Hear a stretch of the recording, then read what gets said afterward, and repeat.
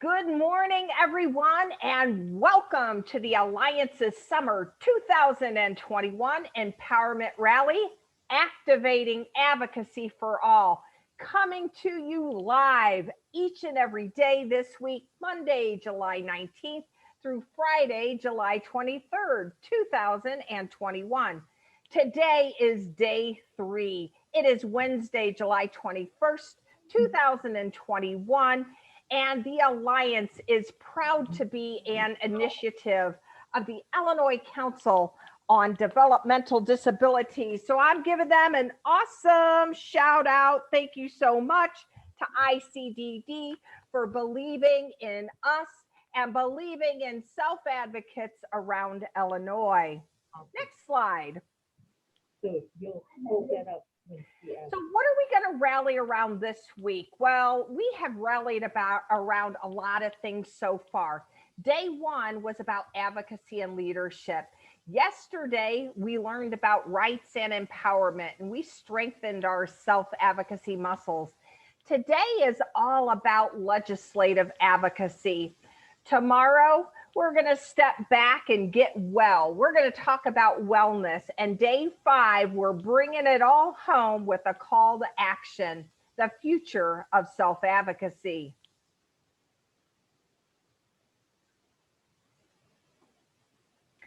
So let's get ready. I hope you brought your supplies.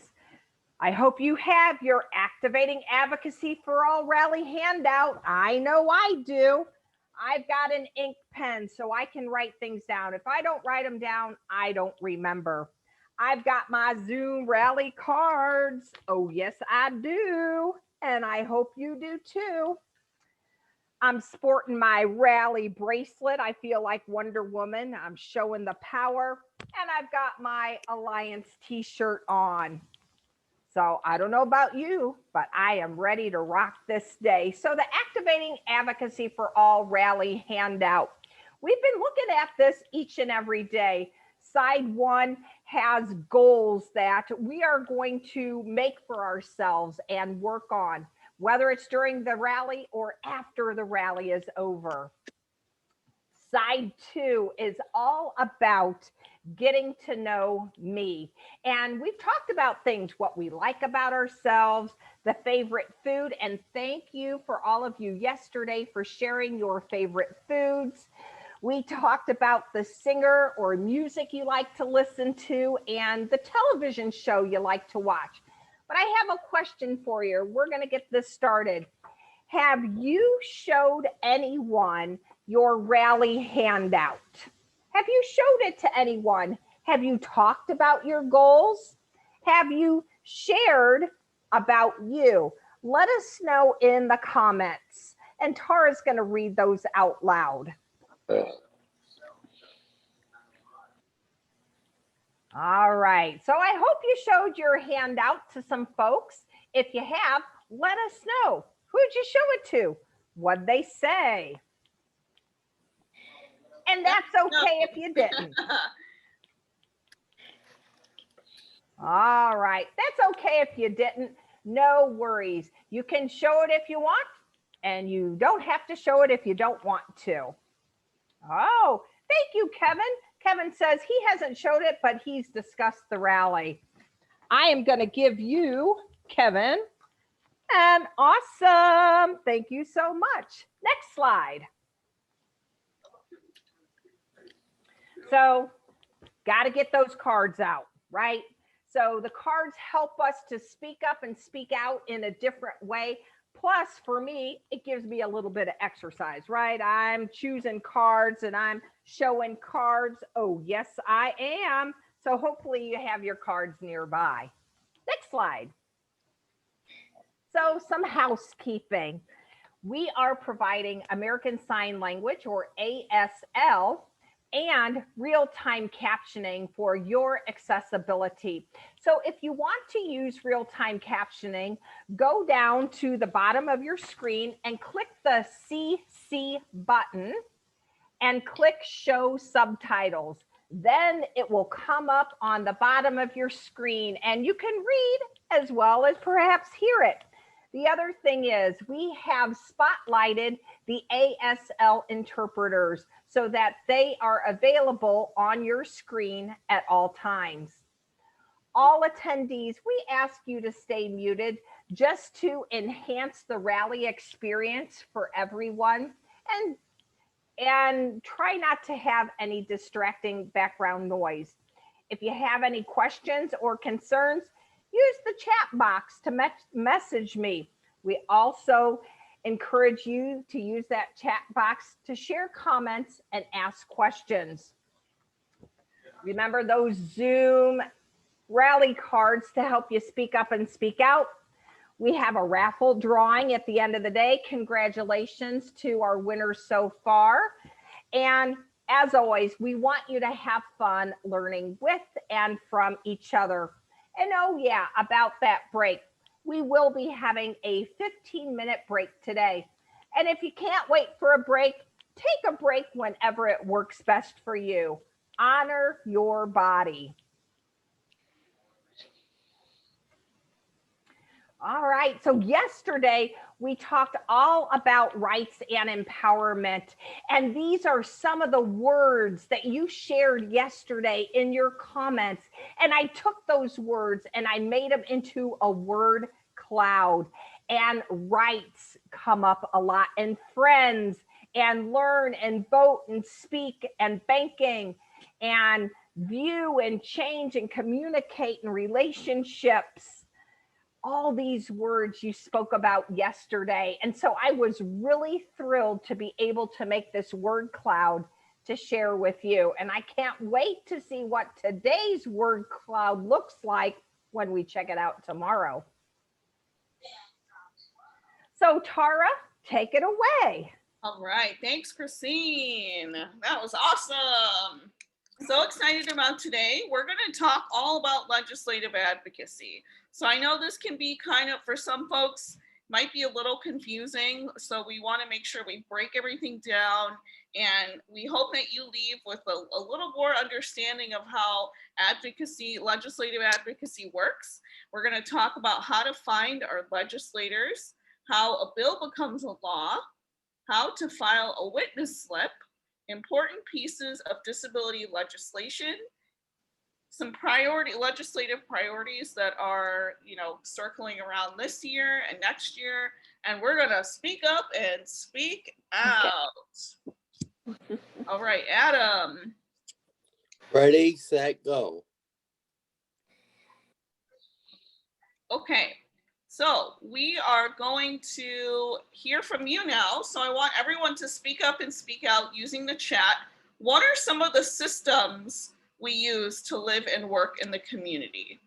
So that might be a little bit of a confusing question, but basically, what are some of the big services and organizations and systems that help us live the lives that we want to live? And so, Christine, I'm hoping that you can take over chat today since I'm presenting. I absolutely will. Thank yes. You. And someone messaged and said, Social Security is one of the systems. So yeah, that helps us get the ball rolling. What are some of the systems we use to live and work in the community? One person shared with me Social Security. Yeah, absolutely. All right. Yes. Wow, they're really rolling in now. I don't know if I can keep up, but I'm going to try. Community services and state services. PACE. Yes. Mm-hmm. Another one, PACE, which is up in the Chicago area. SNAP, food stamps. My township. Transportation is a system. Yes. These are great systems.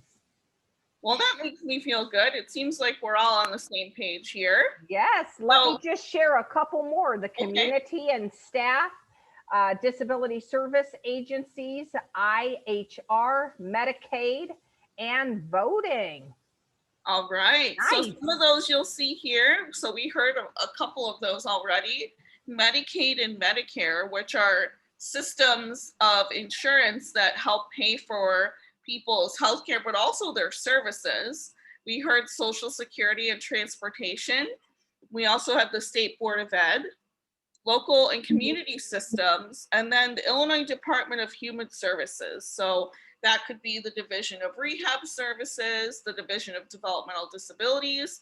And remember on day one, we heard from Division Director Allison Stark, the Division of Mental Health and Family and Community Services.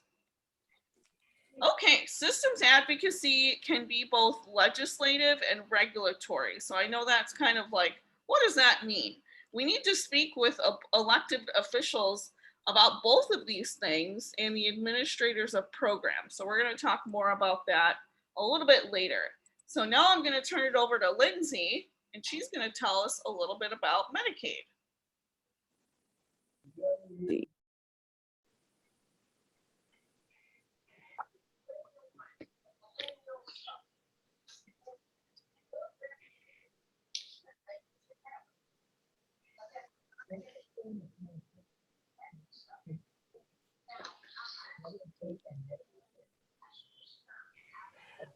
Lindsay, you're muted.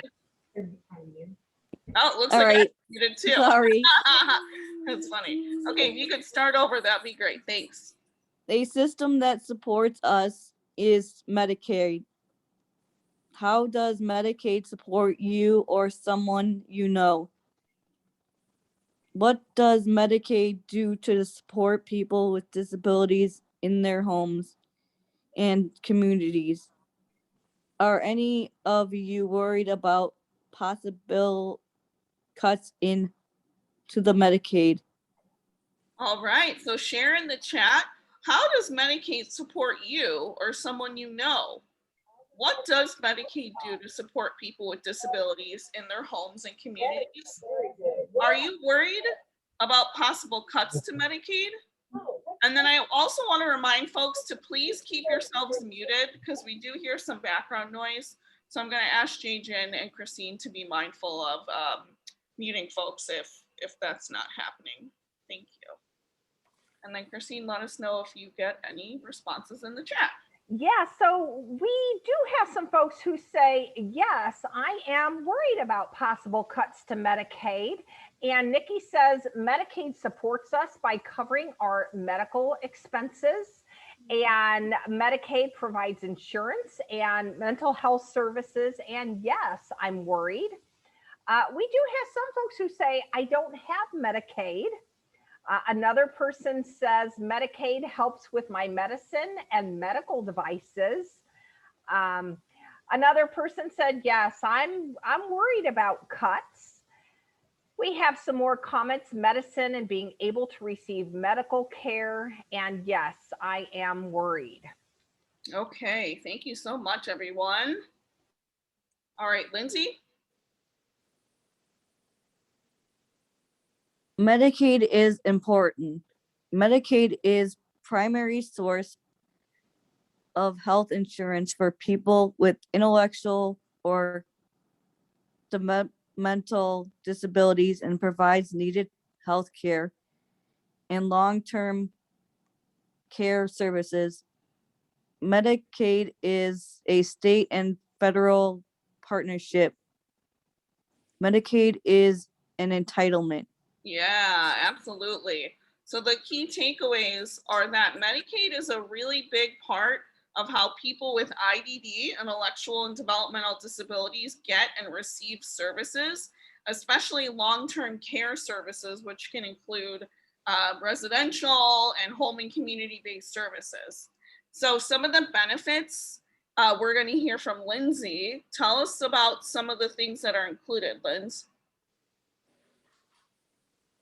Medicaid benefits include prescription drugs, wheelchairs, housing, employment, personal care, transportation, case management, medical equipment, doctor's visits, early and periodic screening, diagnosis, and treatment, habitation and rehabilitation services, emergency services. Right, so that was rehabilitation services. Great, thank you. So here's just a couple of facts about Medicaid. So there's a lot of people who with disabilities who receive Medicaid benefits. So that's over 250,000 people. And then over 23,000 people receive home and community-based services through one of the waivers, okay? And so I don't know if anyone's ever heard of the PUNS list. So if you've heard of it, share your card. Yeah, have you heard of PUNS? Yes or no? The PUNS list.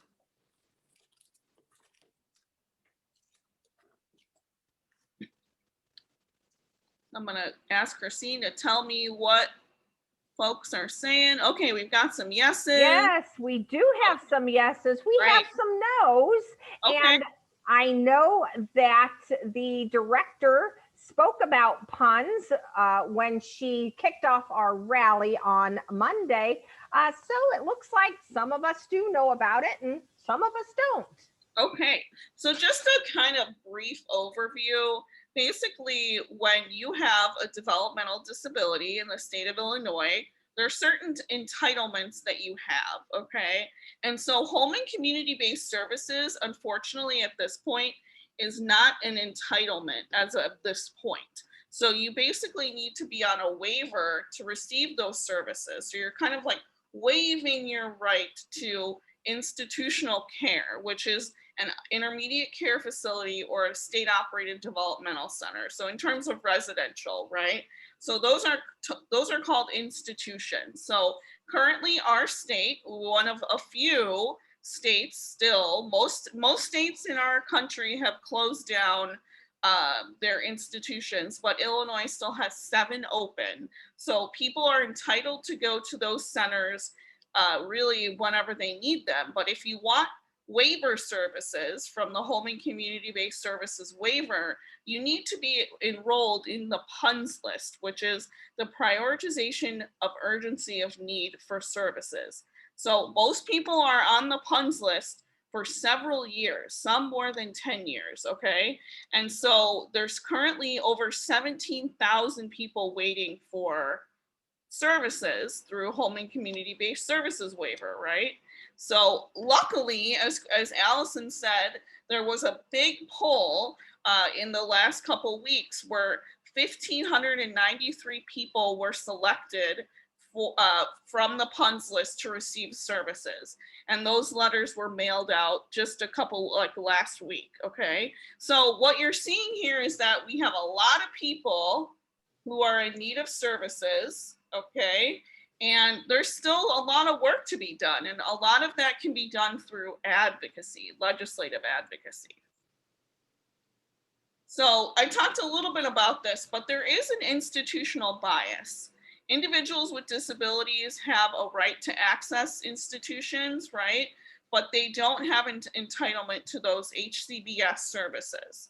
So in terms of how Illinois ranks, we are last in terms of the number of people with intellectual and developmental disabilities who live in small settings of 1 to 6 people. So that's kind of like a SILA, right? When you hear group home or SILA, community integrated living arrangement, we're not doing so well in terms of how we serve people with IDD, all right? And then in terms of rank nationally for funding services that promote community inclusion, we're 47th. And I think this is out of 50 or 51. I think the District of Columbia is often rated, so sometimes there's a 51st rank. So 54.1% in 2015, Illinois spent a certain amount of money for IDD services, as opposed to like how spending is going nationally. So what we're seeing here is that Illinois tends to put people in institutional large settings, as opposed to having folks live in smaller settings in the community. So tell us how you feel about that. And again, this is really the point of the rally this week, is for you all to advocate for what you want and what's important to you. So tell us what you think about this. Do we think that this is good? Do we think it's bad? Do we need to activate advocacy for all? What do we think?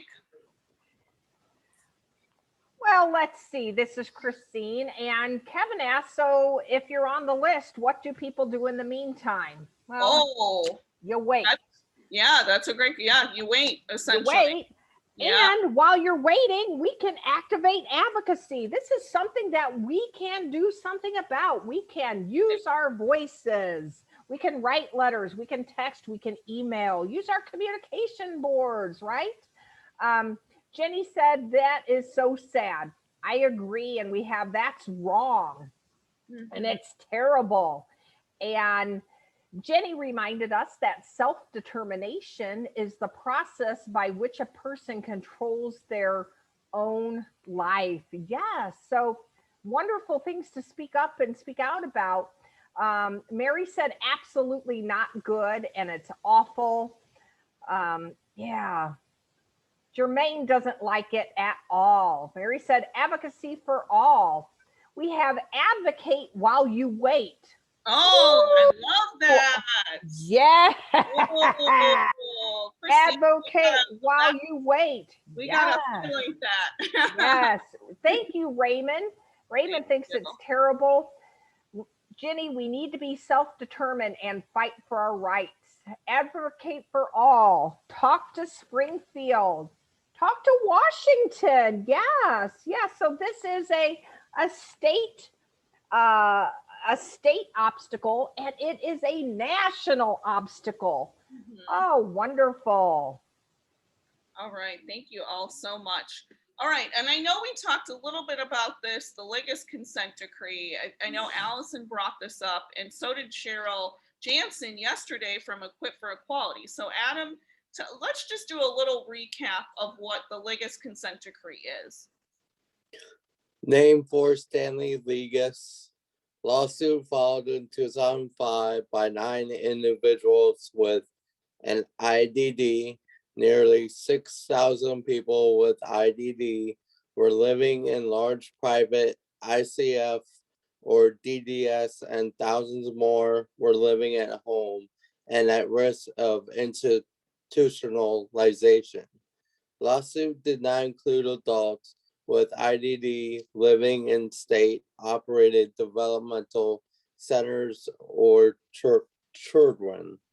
Lawsuit focused on meaningful residential choice. Yeah, beautiful. And I just want to go back for a second to our last slide and reference the Going Home Coalition. There is a link. Jajan, if you can put the Going Home Coalition website into the chat. That is an organization, a group that you can connect with if you're interested in doing more advocacy work on this topic. So their purpose is to advocate for a full life in the community and making sure that people have real choice about where they live and the services that they receive. So connect with them, and then also, just be sure to continue connecting with the Alliance for more information. So the reason that we have in Illinois, the Liggett consent decree has made it, there was a lawsuit filed so that people with intellectual and developmental disabilities could basically have more opportunities to leave their ICFs or their institutions to live in the community. And so that's a big lawsuit that's been ongoing and is a big reason why we have PUNS polls now, where people are coming off the PUNS list. So Adam, where do we go from here in terms of institutionalization and making sure people have at least opportunities to do what they want? What do we do? We remain vigilant. Educate, educate, educate. Build those relationships. Build power within self-advocacy networks, families, providers, etc. Call to action. Oh, I love that. Yeah, so we need to educate ourselves. I think that's why we're here today, to get a little more aware of what the situation is, and then build relationships with people and build power so that self-advocates can advocate while you wait. If you're on the PUNS list, or if you have been pulled for services, congratulations, right? Awesome. But we want to make sure that we're, advocating for the people behind us who may need those services too. Let's watch a brief video about building relationships with policymakers. Self-advocates can help by getting to know their legislators and going to stay at the Capitol, because that's where all the decisions are made and what money will be spent on services for people with disabilities. Because if they don't get to know you as a person, they won't vote for the services that you need. All right, what do we think about that video? I'm gonna say it was awesome. Yes. And also, what does everyone else think? I see a lot of awesomes and I see some yeses out there. Wonderful. All right, thank you so much. Yeah, so I think that this gentleman hit the nail on the head that if we don't build relationships with legislators, they won't know who we are and they won't know what our needs are and what our concerns are. So I think that that's definitely an opportunity that we need to make people aware of why they need to fund services for people with disabilities. Okay, Derek, you're up.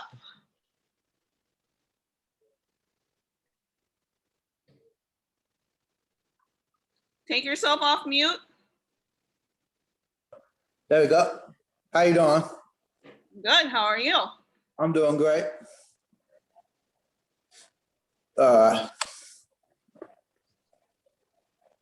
So pick up and pick out. Okay.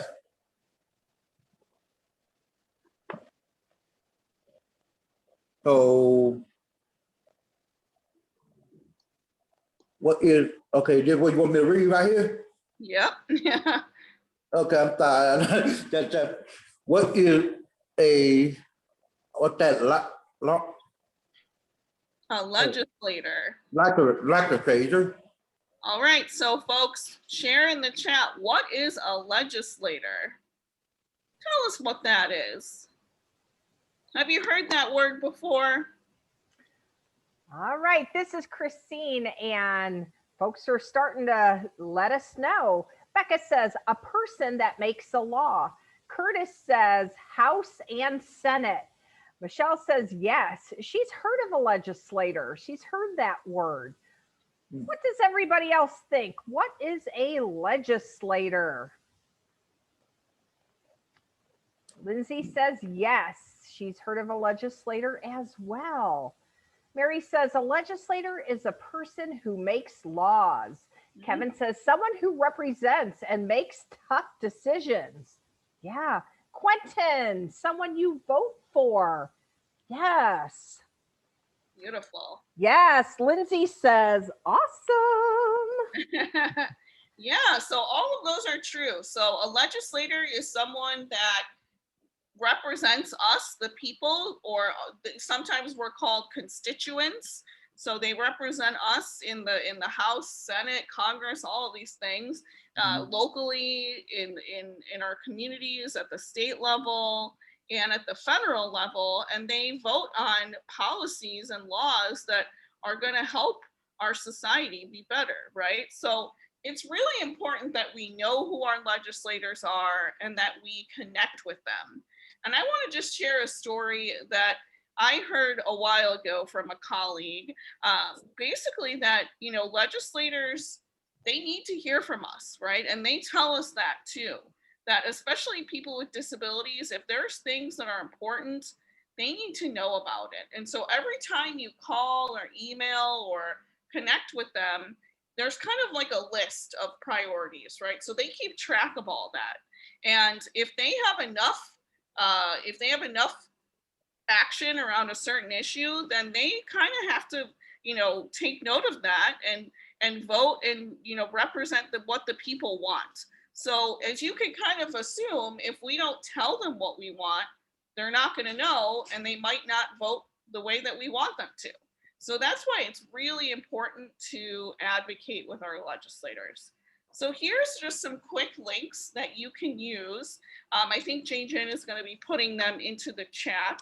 So you click on the link, and then you scroll down to this bottom side where you can say, find your elected officials.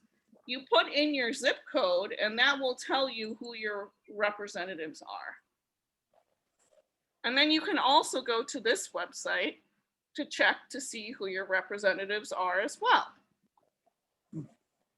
So I'm gonna just ask that all of you do that on your own time, or if you want to do that now, feel free. But that's just something that you can do. And then also, just as a reminder, everyone will be getting a link to a Google Drive folder with all of the presentations from this week, and all of the links will be embedded within the presentation. Okay, so now it's time to advocate. Derek, what do we want people to tell us about? Okay, I know my legislator. Yeah, so do you know who your legislators are? Yes or no? I'm gonna say no. All right. All right, I'm seeing some yeses. I'm seeing some nos. And whether you put yes or no, that's okay, because we've given you some opportunities to change your no to a yes if you want to know your legislators. Great. Okay, Lindsay, how do we connect with our legislators? Oh, letter, fax, and email. Oh, Let's see. Derek, this is Lindsay's slide. How to connect with legislator. Letters, faxes, emails, telephone, or Zoom calls. Face-to-face visits with elected officials. Hearing, attending, and or testify.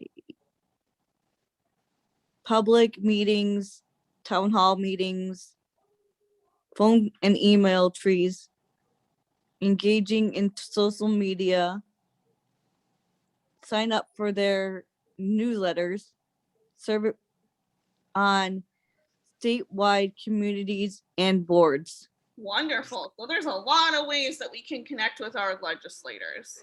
Thank you, Lindsay. Okay, now we're going to watch another video. This is something that many of you may have seen before, but it's from Schoolhouse Rock, which was a show that was on, a little bit ago. And this is called How a Bill Becomes a Law. So we're going to watch this. As your body grows bigger, your mind gets smaller. It's great to learn, 'cause knowledge is power.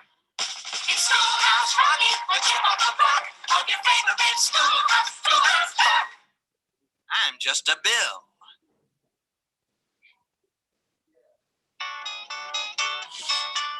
Whew, you sure gotta climb a lot of steps to get to this Capitol building here in Washington. Well, I wonder who that sad little scrap of paper is. I'm just a bill. Yes, I'm only a bill. And I'm sitting here on Capitol Hill. Well, it's a long, long journey to the capital city. It's a long, long wait while I'm sitting in committee. But I know I'll be a law someday. At least I hope and pray that I will. But today I am still just a bill. Gee, Bill, you certainly have a lot of patience and courage. Well, I got this far. When I started, I wasn't even a bill. I was just an idea. Some folks back home decided they wanted a law passed, so they called their local congressman, and he said, "You're right, there ought to be a law." Then he sat down and wrote me out and introduced me to Congress, and I became a bill. And I'll remain a bill until they decide to make me a law. I'm just a bill. Yes, I'm only a bill. And I got as far as Capitol Hill. Well, now I'm stuck in committee, and I'll sit here and wait while a few key congressmen discuss and debate whether they should let me be a law. I hope and pray that they will. But today I am still just a bill.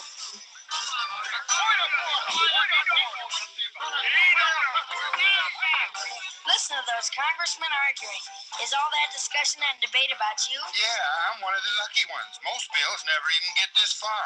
I hope they decide to report on me favorably, otherwise I may die. Die? Yeah, die in committee. Oh, but it looks like I'm going to live. Now I go to the House of Representatives and they vote on me. If they vote yes, what happens? Then I go to the Senate and the whole thing starts all over again. Oh, no. Oh, yes. I'm just a bill. Yes, I'm only a bill. And if they vote for me on Capitol Hill, well, then I'm off to the White House where I'll wait in our line with a lot of other bills for the president to sign. And if he signs me, then I'll be along. How I hope and pray that he will. But today I am still just a bill. You mean even if the whole Congress says you should be a law, the president can still say no? Yes, that's called a veto. If the president vetoes me, I have to go back to Congress and they vote on me again, and by that time you're so By that time, it's very unlikely that you become a law. It's not easy to become a law, is it? No, but how I hope and pray that I will. But today I am still just a bill. He signed your bill. Now you're a law. Oh, yes.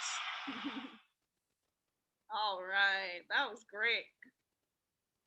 Did we love that? That was so cool. That was awesome. I love watching that. Okay. Oh. All right, did anyone sing along with I'm Just a Bill, the video? Has anyone ever seen that before? Yes, I have some people are saying yes, they sang along. Other people said no.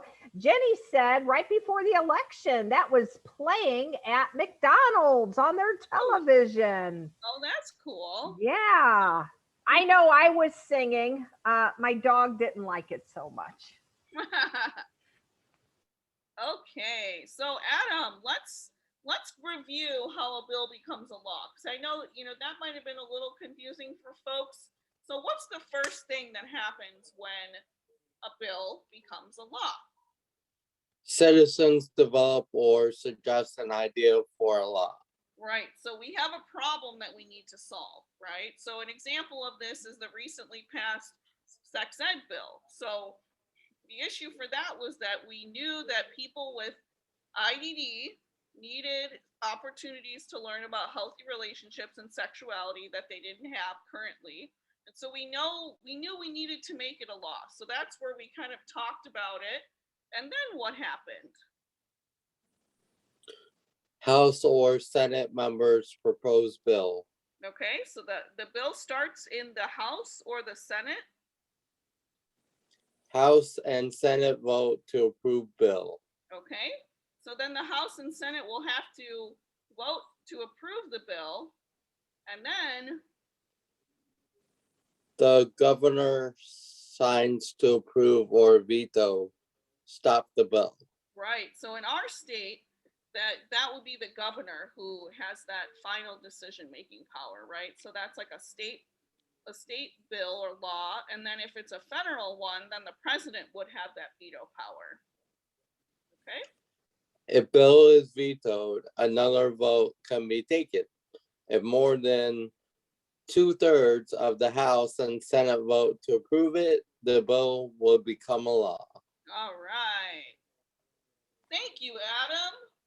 One other way that we can advocate is to file witness slips. So what a witness slip is basically when a bill is up for a committee hearing. So remember, there was that they were listening outside the door and people were arguing. So in the House or the Senate, usually there's there's committee hearings where people, Congress people, they talk about the proposed bill.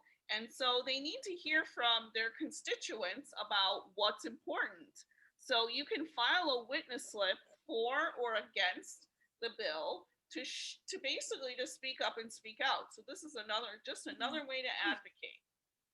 So you can speak up and speak out by filing a witness slip. We have a recorded presentation on that. And we also have a PowerPoint that we will share. And then we have some other resources. Here's an example of the witness slip resource that the Alliance developed with the Illinois Council on Developmental Disabilities. So this just walks through what a witness slip is and how you kind of navigate those websites to create a witness slip, and all the things that you need to do for that. So again, these all resources will all be in that Google Drive folder that gets sent out at the end of the week so you can check them out. And of course, if you have any questions about any of the resources, feel free to reach out to us and we can help you through it. Okay, so we're going to take some time now to talk about some legislative wins that our community has had. So yes, a bill becomes a law. Woo! Okay, so here are some historic pieces of legislation that we want to just make note of, right? So Adam, why don't you read through these for me? In 1918, funding for rehabilitation after World War I. 1935, Social Security Act. 1964, Civil Rights Act bypasses PWDS. So that's people with 1960. disabilities. Sorry, just wanting to make sure that we reference that. Thanks, Adam. 1968, Act requiring accessible buildings. 1974, First People, First Convention. 1974, Last of the Ugly Laws repealed. 1975, free appropriate public education for disabled children.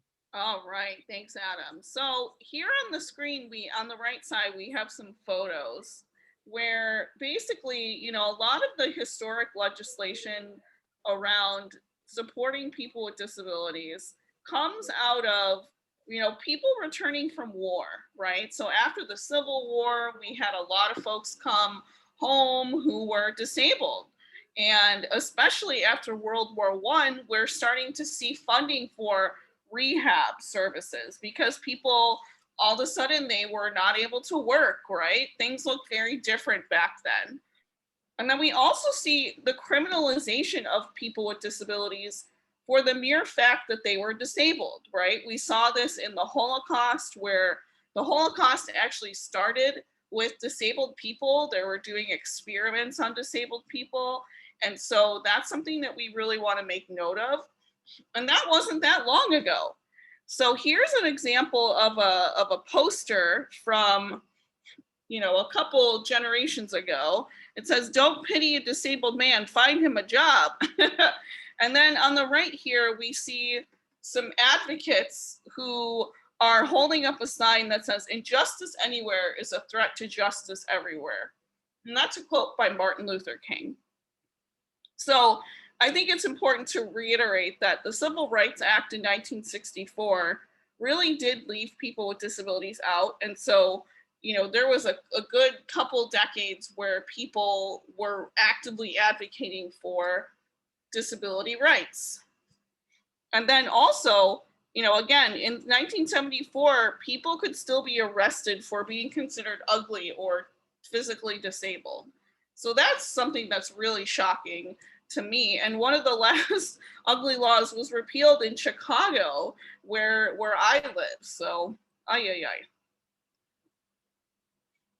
Okay, Adam? In 1977, disability demonstrators occupied federal office. In 1980, institutions can't hold people against their will.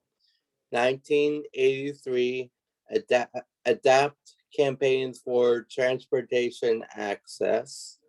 1986, air carriers can't discriminate against PWD. People with disabilities. 1988, mandated accessible housing in new projects. In 1990, Americans with Disabilities Act. In 1999, unnecessary institutionalization discriminatory. All right. So in the last 30 or 40 years, we see a lot of our rights coming into play, right? So this happened from a lot of direct action where people, you think of all of the places and spaces where disabled people held sit-ins, and we see here people sitting and standing in front of buses to say we are here and we're not going anywhere. So that is really awesome. And that's why we have many of the rights that we have today. Obviously, this isn't perfect. I'll reference air carriers. So they can't discriminate against people with disabilities, but they sure can mess up their wheelchairs, right? So I don't know if many of you have seen in the news recently that every day thousands of assistive devices and wheelchairs and walkers and strollers are being basically broken and damaged by airlines and air carriers. And so that's something that we really need to advocate for. And, that's something that people need to live their life. So we also are seeing accessible housing, but we still are in, a huge need of accessible housing. And there's a lot of, kind of like loopholes that developers and builders can get around by paying high fines so that they don't have to create accessible housing. So even though we have these laws, like the Americans with Disabilities Act is a landmark piece of legislation, but it's also, I would say like the bare minimum.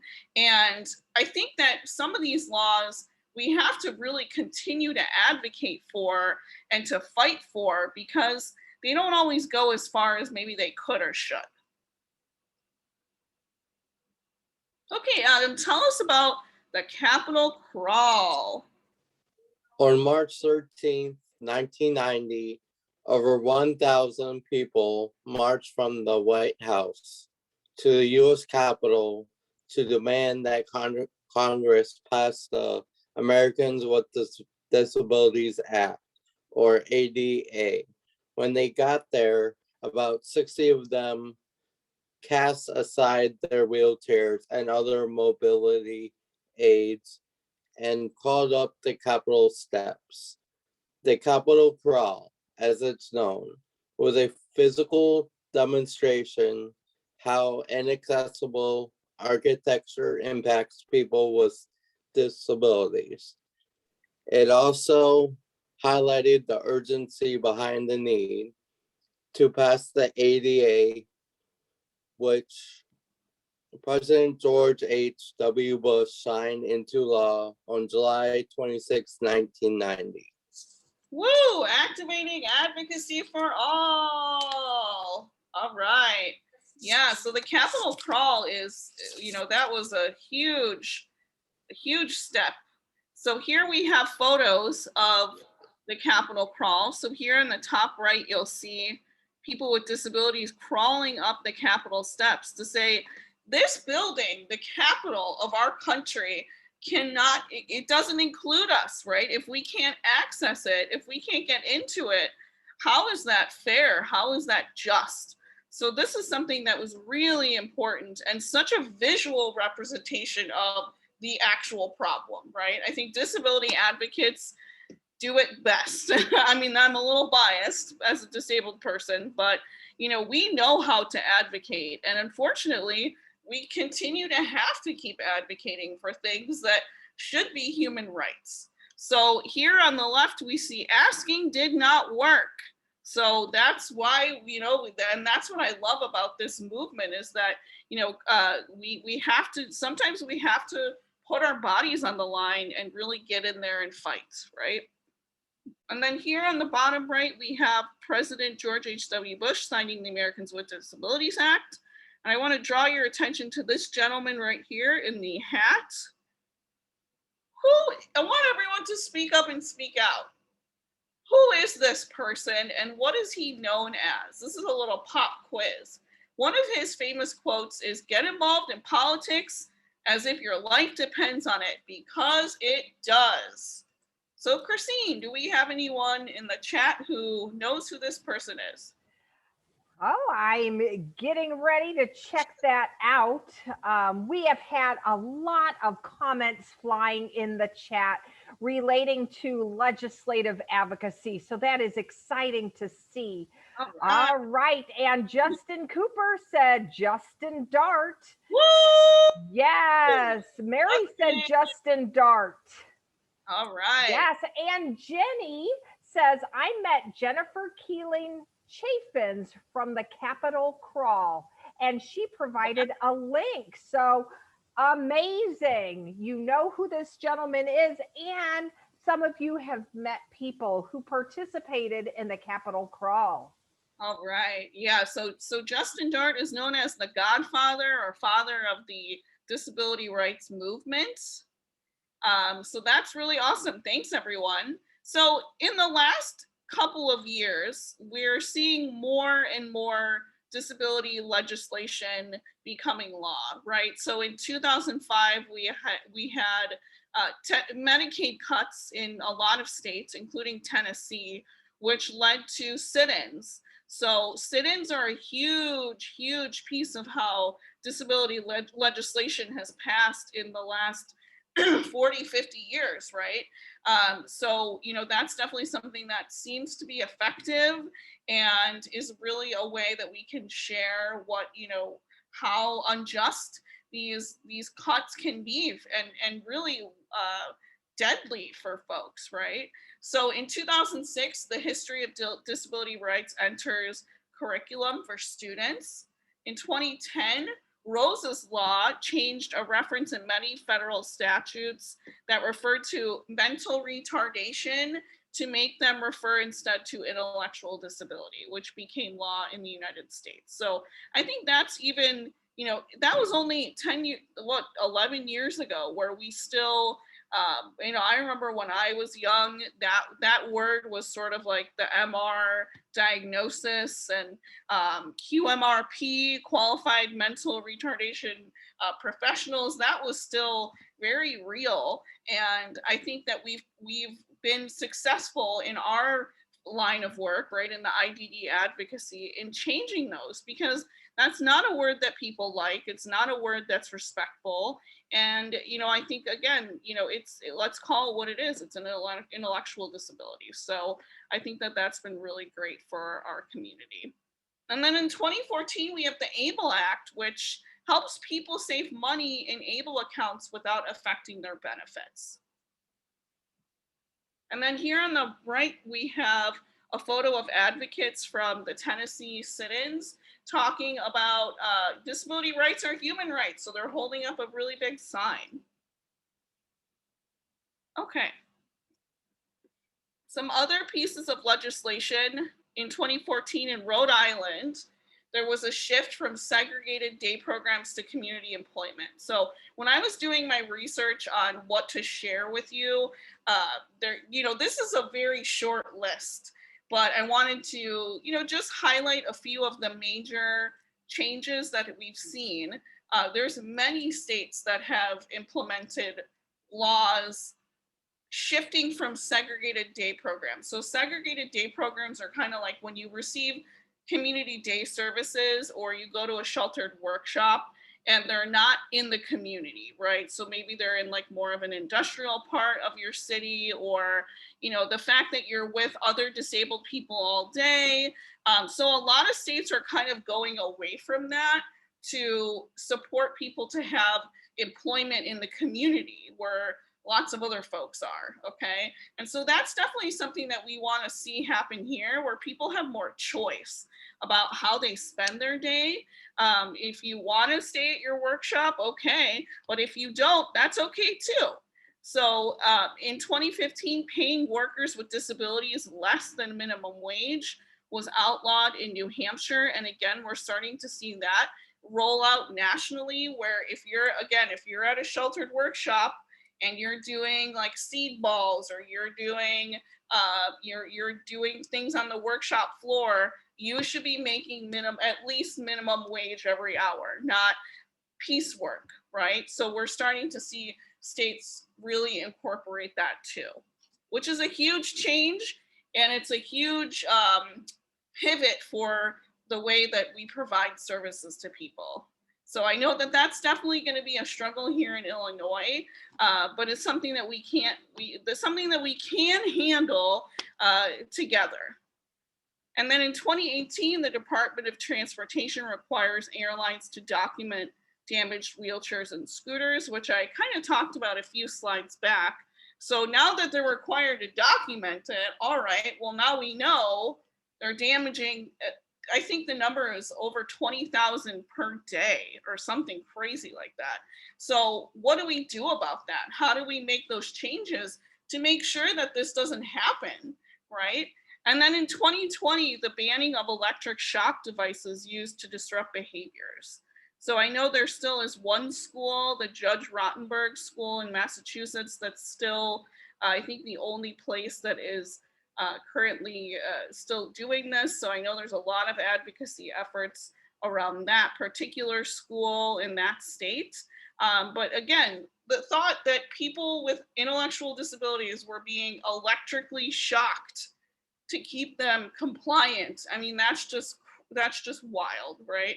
So there's lots of opportunities to advocate. And Tara, before we head into the break, great information in the chat box. Curtis shared that in 2017, disability rights activists led sit-in marches to stop the Affordable Care Act, or ACA, from being repealed.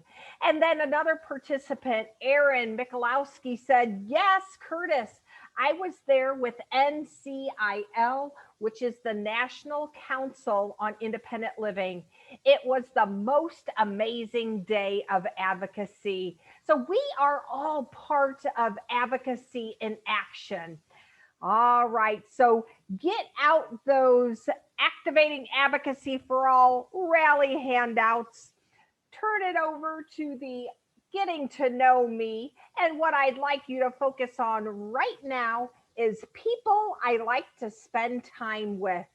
Who are the people you like to spend time with? Go ahead and type it into the chat box. We'll read them out loud. Again, getting to know me. Who do you like to spend time with? Maybe it's a person. You know, we did say people, but maybe you like to spend time with your pets. I know I like to spend time with my pets. So let us know. Lavelle said family. Thank you. We have, wow, friends, family, and boyfriend. Kenny, my fiance, my friends and relatives. Family, friends, and my cat. Friends and the Great Alliance team. I'm going to give that a yes. Mary likes to spend time with her mama. Michelle with friends. Family and friends and former teachers. Quentin says friends. Jermaine likes his little brother. How cool. All right. Kenny says friends and neighbors who don't complain about my music. All right. Sometimes we like to play it a little loud. Noelle says my husband and friends. Bob said friends. Yay, Justin, friends and my friend's cats. We got some cat lovers out there. Raymond spends time with staff. We have family and friends.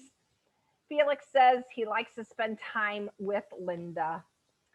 Greg likes to spend time with a girlfriend, and Derek with mom. So whether you like to spend time with friends or family members or pets, we hope that each and every day, or at least a couple times a week, you have the opportunity to spend time.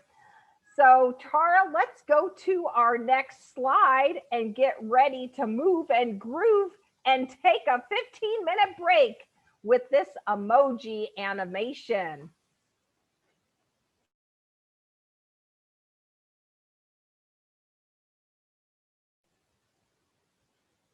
All right, Tara, is there a volume on that? There we go.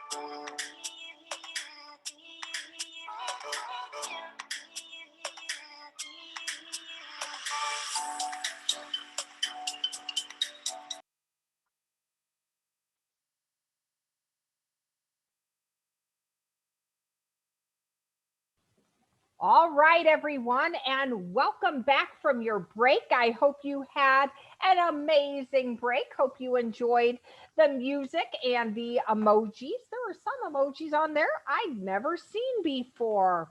All right, get out your rally handout, turn back to that getting to know me side, and let's talk about the animals you like. Let's see, maybe there's things that we have in common. Maybe we like the same animals. I know I shared over the break that I like spending time with cats and dogs and goats. Goats are my go to animal. They're little tippy tappy hooves. I really like them. But type into the chat box, let me know animals that you like. If you like skunks, that's okay. Shout it out. Be proud. Again, what animals do you like? Okay. From Noel, I love all animals. I'd have a personal zoo if I could afford it. Kevin says cats and little dogs. Mary says butterflies. Cats and dogs and zebras and giraffes and monkeys. And Tara says giraffes. All right. We've got people who are more alike than different. We have cats, and Jay Jin says skunks stink, but they are cute. Justin says cats, and let's see, we have a cats and dogs and skunk, and Adam likes whales. Interesting. Do we have any other folks out there who like whales? All right. Anybody else who wants to share? We've got dogs and cats and dogs and elephants and bears. Oh my, Mary likes cats. Oh, Bob has a snake. Okay. All right, there is something for everyone if you like animals. And if you don't like animals, that's okay too.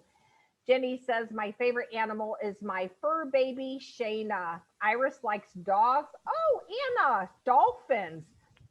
Yes. I was gonna say dolphins. Okay, Bob says dolphins too. All right.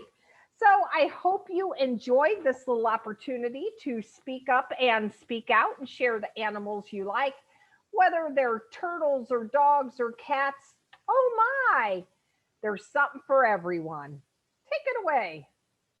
All right, so we're going to talk about some more legislative advocacy opportunities, but also some legislative wins. And we're going to hear now from Justin Cooper, who's going to tell us about SESA. Take it away, Justin. All right. Thank you, Tara.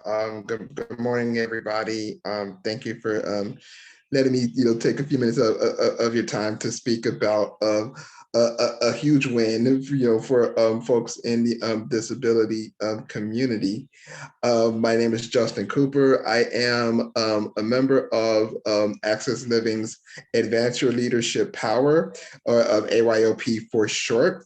And we were working on a bill recently called the Community Emergency Services and Support Act, or SESA. And with this bill, it was a bill that creates an alternative non-police response to 911 for people with mental health challenges or intellectual and developmental disabilities who are in a mental or behavioral health crisis and need support, not involvement with the criminal justice system. And so this is a bill that was like really six years in the making, and it required a lot of work. And we've been talking about in the first half of this day about reaching out to legislators and how bills become into law.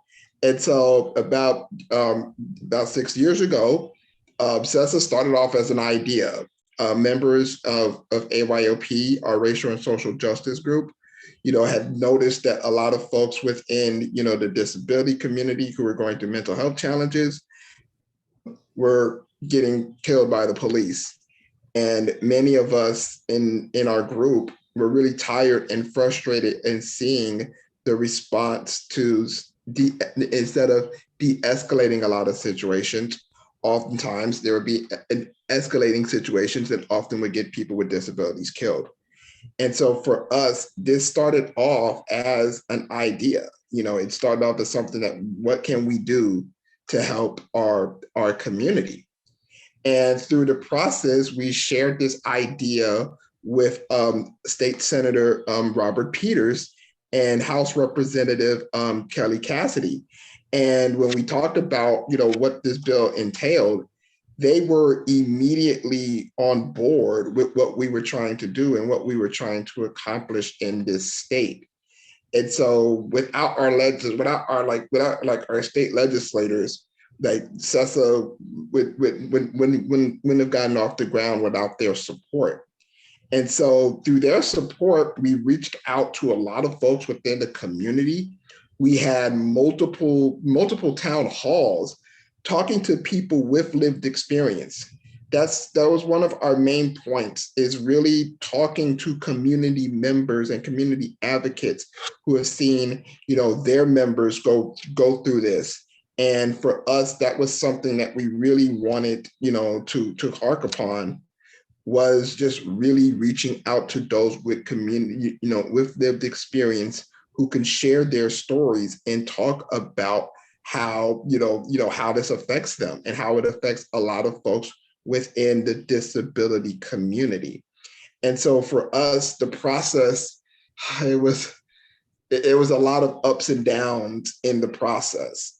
And there was a lot of frustrating, parts, in the process. But members of AYOP did not stop, and they wanted to keep this going, even when there were many folks who were not really with us at the time as we were building upon, this bill. But we had the support. We had the support of our legislators. We had the support of community members. And so we kept fighting for this bill. And it was just something that was important to us. And going through that process of reaching out to other legislators to get, to promote CESA, it was through letters, yes, phone calling and emails of our state legislators, both on the Senate side and on the House side. And it was also having so many meetings with different legislators via Zoom, because during this time, as we were, sharing about CESA, we were in COVID. And so a lot of our meetings that we did with folks were virtually, and talking to legislators about the importance of CESA and everybody being on board with it. And so we gained a lot of momentum, and we had major organizations, joining us. Access Living has been a strong supporter of CESA. And it's something that, we really appreciate it, because with their backing, we were able to push this. We were able to share the stories, of folks with disabilities, with lived experiences, talking about their experiences with the police. And so this was just, the work of everybody. And as we went and we, filed through like different committees to actually, to get CESA on the table. We reached out to like the State House Mental Health and Addiction Committee to get CESA out there to be voted on by the House. And when that happened, it passed in the House like unanimously, which was like a surprise, a huge surprise for us. And we kept that momentum going as we reached the State Senate Committee on Mental and Behavioral Health. And that passed through there, and getting it to a Senate vote. And it actually, on May 28th, the State Senate, they voted on CESA and it passed. And it was just there were so many emotions just going through a lot of members of AYOP, because we had spent so much time and effort and energy and like getting, CESA passed, reaching out to so many different organizations, building power and advocacy and all of this stuff, even during the pandemic, is as I think as JJ points out, is like, yeah, all of this work happened. Oops. All of this happened because of the work of everyone. And so now CESA has passed. The next steps is to actually have the governor sign it into law, which we hope will happen very soon. And once that happens, the work is still not over. It's now focused on implementation across the state. And so even though we've done a lot of this work for a long time, the work is still not over. And so it is still, required to continue to work and continue to build power and to build and to advocate for CESA. So even though once the governor signs it into law, the job is still not finished. And so my work as being on the CESA committee, is not over. And so I'm going to continue to push hard for CESA to make sure that it's implemented in, across the state, because this is something that is very valuable for people within our community. And so, yes, that's sort of what I have for CESA. And I appreciate you all, for really supporting us during all of this, because without your support, like, this would not have passed. And I thank you so much. And, thank you all for just giving us that opportunity and really supporting us through all of this. So thank you. Awesome. Thanks, Justin. So I actually wanted, I did a little digging. I had heard a stat while I was learning about CESA, and I wanted to just share it with you all. So this is from NAMI, Illinois, which is the National Alliance on Mental Illness. And this says that a police report shows, or a report shows that almost half of people who die at the hands of police have some kind of disability. So, and I know that number can be a little higher depending on where you're kind of getting the information, but police have become the default responders to mental health calls. And so this is definitely something that meets a need. And I think the fact that, Justin, you shared that it passed unanimously in the House and went really quickly in the Senate just goes to show that the way that we're doing things may not always be the right way. And, systems can be kind of arduous, right? Like the work it takes to change the way that we are doing things in our society can take a really long time. And advocacy is one of those long games. It's not the battles you fight, it's like we're in a war, right? And so we really have to push through and really rally together to support people in our community. And so I really thank you and all the other members of AYLP and Access Living for doing such important work. And we're here for you. And we let us know how we can support in the future, okay? For sure. Thank you. Thank you. Okay, so we're going to pivot a little bit, and I'm going to ask Bob Peterson to help me talk about sex education. I know this is something that's come up a couple times this week, but we have the Illinois House Bill 3299, which was a long fight for advocates in the state of Illinois, and is now called Public Act 101-0506. And this law applies to people in developmental disability facilities who receive habilitation. So what that means is CILA, so community integrated living arrangement, people who live at state operated facilities, day training programs, or ICFDDs. Okay, and then Adam, if you're here, would you want to read this slide? Yes, grant individuals access to sex education, resources and treatment planning that supports the right to sexual health and sexual healthy practices, the right to be free from sexual exploitation and abuse, All right. So the fact that this didn't exist before, I think this kind of goes back to what I was trying to say about CESA. So, you know, we know that there's an issue and that we got to solve the issue. So this law grants people the right to have access to sex ed and the right to be able to be sexually active in a healthy way that's free from abuse and exploitation. That's really important.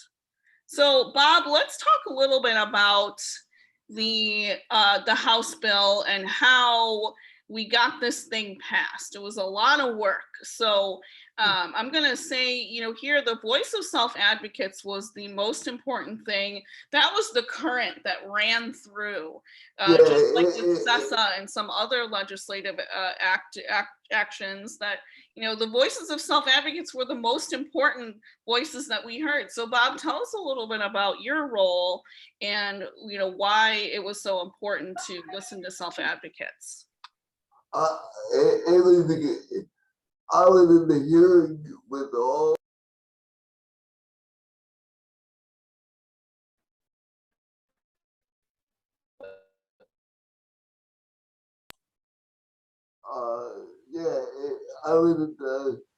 I was at the hearing with all the delegates, and the reason why it's very important to have sex education that is appropriate is because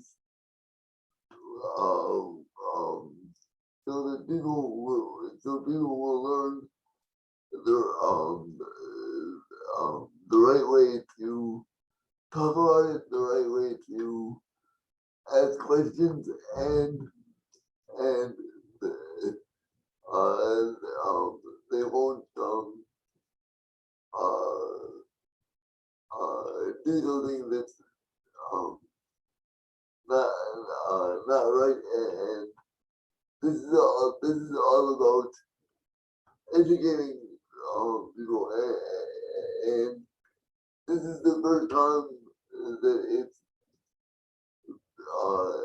that people with developmental disabilities can access it if they want in their group home and ask questions and have it given to them by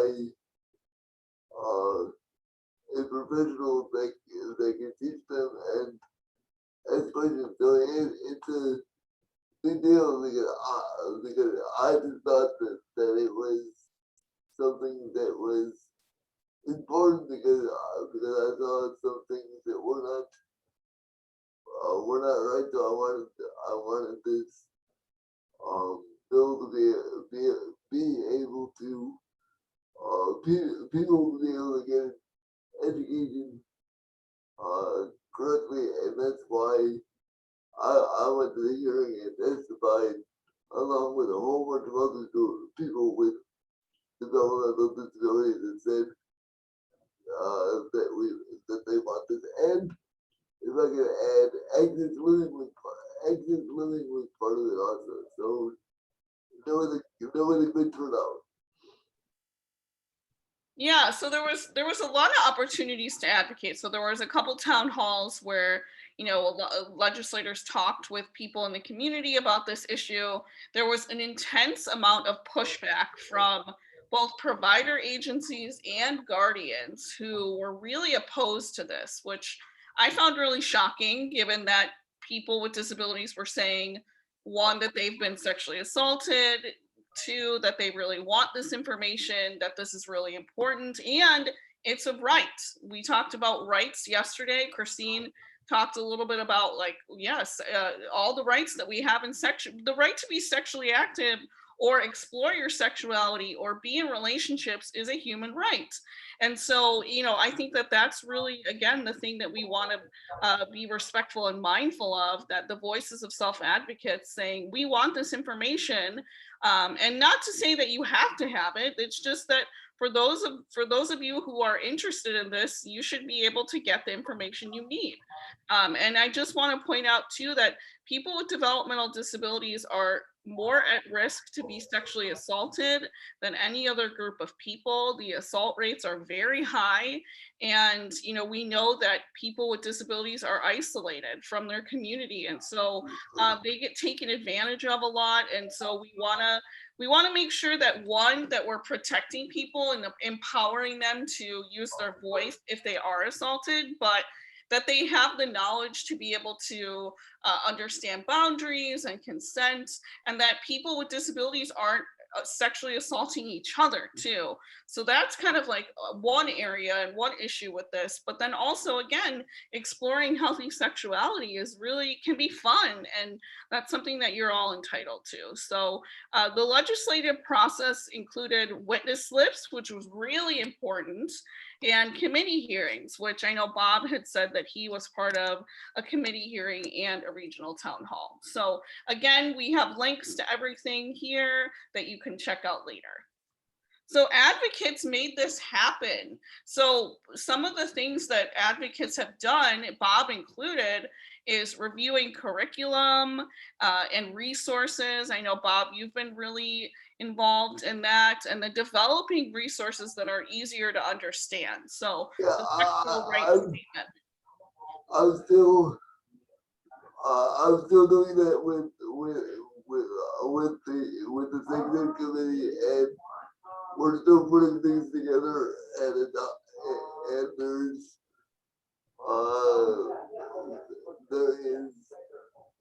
several of them. I think there's a total of 7 of them, and I do know that there is one that is made out of simple language, and several other ones that can be made by like audio and video and stuff like that. So, but right now the curriculum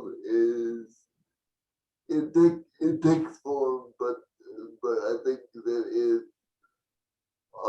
we're still working on making it into different formats. But I think that if you ask and you wait for a little while, it will be in the form that you need, so that the deaf community could have it also, and people that can't read can also do it, the audio version when that becomes available. Right, absolutely. Thanks, Bob. Yeah, so there's lots of opportunities and options for folks, and this is also goes to providers and staff as well. We want to make sure that agencies that provide services like day training and community day services and workshops and all these things, day programming, that you all have the tools that you need to be successful with teaching curriculum and being confident in teaching this stuff, because sometimes it's not always it can be kind of awkward talking about sexuality and all this kind of stuff, and some of us like it. I find it really fun and exciting to talk about those things, but not everyone feels that way, and that's okay. So we want to empower agencies to be able to update their policies around things that happen, and really empower their staff to be supportive of people with disabilities and what they want, not like what the staff's values are or what the agency director's values are, right? So, speaking up and speaking out, this was really important, really rallying and pulling together advocates from Illinois to really step up and say, we want this information, and we don't it doesn't matter what guardians want. It's about what we want. That's something that we really had to push for. So right, yeah, right. go ahead, Mom. That is definitely something we have to push for, because like Tara said, there's plenty of agencies that will say that or guardians and agencies that will say no, we think this is wrong, and this goes against our policy. And the bill is all about educating. So people have People have a right to have education because when people go to school, they have a right to education. So this is just like that. So we have to push for it because this is something for adults that guardians and other people were against, and institutions were really against it. But the end result is that it's a law, and it's out there and available. So Woo! that is great. Awesome. All right. Yeah, this is a huge win. So if you're proud of the advocates who did that, let's say activating advocacy for all. Yes. Woo! All right, thanks, Bob. I appreciate you taking the time. So we're going to talk a little bit more about frequently asked questions. So if you have any questions about the bill, you can put them in the chat, or you can feel free to connect with us. I know Bob is here to answer any questions. The first one we have here is, the law says I'm to receive developmentally appropriate sex education. What does that even mean? So developmentally appropriate sex ed is sex ed that respects your needs, abilities, and interests, and takes into account how you learn best and how you understand things. So some people read and write, some people use pictures, some people are more visual learners. So we got to take that into account, right? And Bob kind of highlighted that we have a great list of resources that do all of those things. So really get at the needs of other people. Considers how sex ed might make you feel. So this is really important. And I shared that a lot of people with disabilities have experienced sexual violence, and learning about these topics can be triggering if you've had negative experiences. And so we want to make sure that we have systems in place that we can refer you to get counseling, or talk with a therapist, or talk with maybe someone who you might need to connect with, like a hospital or a police officer or something, or a friend or a family member, right? And then also considers any concerns that you might have in regards to like physical stuff or emotional stuff, and then considers your personal values. So that could be your religious beliefs or faith-based perspectives. So we're definitely not putting that to the wayside. We got to include that too. What will the sex ed be about, and who will provide it? So sex education will be set up or provided by an agency staff where you receive services, and may include written information, pictures, webinars or videos. It could be guest speakers too, discussions and talking, asking questions and getting answers, and stories or examples. So if a staff or agency person provides the training, they will receive education on how to conduct the training, as well as being sensitive to and supportive of your needs. Okay, Bob, let's talk about supported decision-making. So let me just say what it is, and then you can kind of tell us what you think. So supported decision-making is a way for a person with a disability to get the help they need with thinking about options, making choices, and letting others know what decisions they made. So there's a little fact sheet here on the top right. And this was created by the Illinois Guardianship and Advocacy Commission. So just supported decision-making is sort of like an alternative to guardianship. So instead of like basically giving away some of your rights in terms of like having a guardian, supported decision-making is one of those things that can really help folks be more empowered to make decisions on their own. And then this quote says, everyone has the right to make decisions about their own lives. So Bob, tell us a little bit about your thoughts about supported decision-making. I think it's a good thing, and a good because if people need help with that, but they don't they they do need help with making certain decisions. They can talk with it. They can talk with it with someone that they pick, and that's a good thing because it still gives them control. It doesn't take away control. It doesn't take away control like guardianship does. So that way they can feel like they made the decision instead of someone else doing it because all they did was support them. There's nothing wrong with support, but there is something wrong with having someone else make a decision for you. So having uh, that support and having this law really helps with that. Yeah, so having people help you make decisions as opposed to making them for you. What do we think about that? Do we say yes? How do we feel about that? Do you all want people? Awesome. Yeah, let's show us with your cards. Do you want people to make decisions for you, or do you want to make decisions for yourself? If you want to make decisions for yourself, say yes. All right, this is Christine, and I'm seeing a lot of green thumbs up yeses from folks. I've also seen some yellow awesomes from other people. And I would also say activate advocacy for all, because this is something that we want all people to be able to do, right? Okay. All right, so there was a House bill about supported decision making. It's called House Bill 3849, and it's called the Supported Decision Making Agreement Act.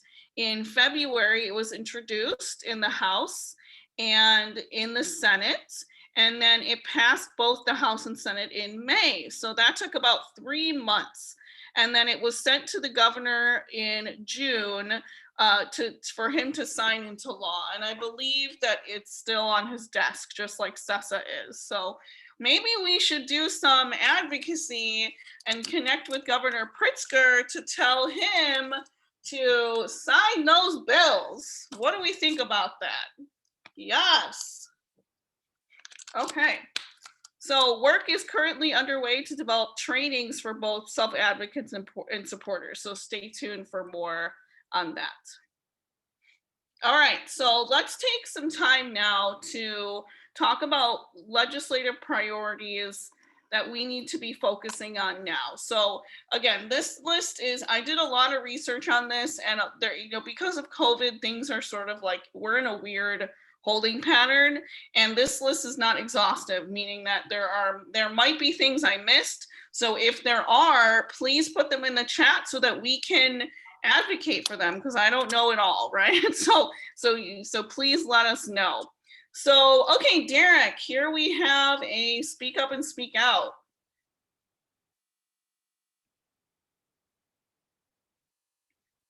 Derek?